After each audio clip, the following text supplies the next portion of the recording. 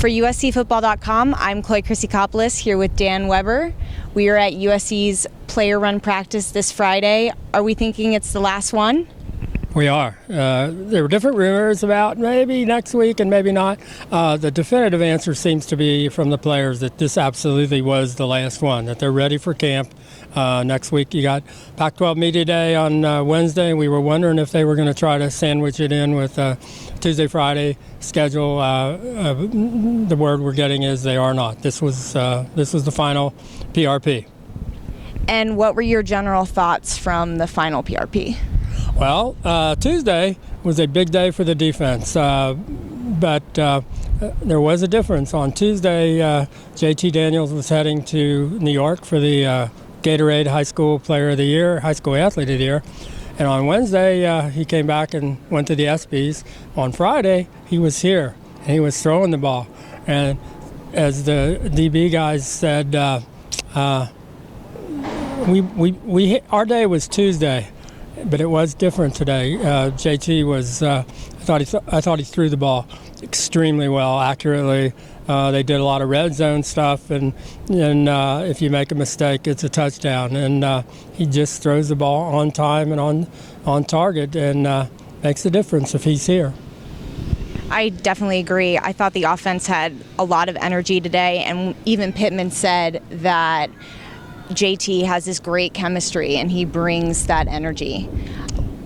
He sees the field. I mean, they overplayed Amon-Ra St. Brown to take away the slant. And so the next thing you know, they run quick hitter and he goes deep, and he's like just taking one step past the DB and the ball's there for a touchdown. I mean, it's just, there's that. On top of the accuracy, there's recognition, and it's hard. I know people say, gosh, he hasn't played a game yet. He's just a freshman. Don't say that, And you got, and Michael had, really good things to say about Matt Fink and Jack Sears and why he likes Jack as a gunslinger with the strong arm, and Matt is the, the veteran, have been here 3 years, the leader, kind of, understands everything.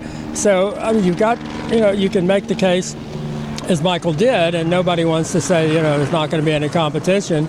But it's just hard to ignore when you see what they look like with JT out there. And he wasn't the only freshman that had a great performance today. We saw Devin Williams out there, Amon-Ra. They both had some great catches. What can we expect from the freshmen this year?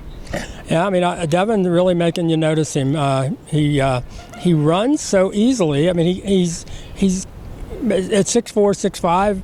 He doesn't look like he ought to be as quick as he is. But I'm watching his starts, and he's really got those quick feet.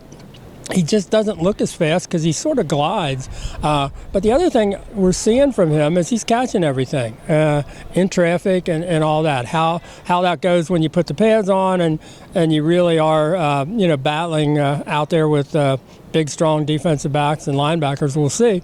But I thought he was impressive, and Amon-Ra has been impressive every single day out there. So neither one of them look like a freshman. It's the story that we keep hearing from the upperclassmen, no matter what position we're looking at, is the freshmen don't look like freshmen, a lot of them. And you talked about those strong defensive backs, and I know that Iman Marshall the other day said that he was not happy with being number 3, and we spoke to Marvell Tell. What can we expect from the defense this year? Are they going to be as strong as they look? Well, that's the interesting question. And the question I asked Marvell was, they're 14 deep. They got 14 guys that look like they could be on the field, and that's without, the 2 losses and, Jack Jones and Jamel Cook. And yet, with all the talent, I mean, the Phil Steele magazine has Marvell listed as the #1 free safety in the country, something Marvell said he had no idea. He said, who? He what? And so when you've got Marvell Tell and you got Biggie and you got people like that, how do you explain, this is the really difficult statistic I think to understand from last year's USC team, is that they gave up 12.9 yards per average completion, which basically is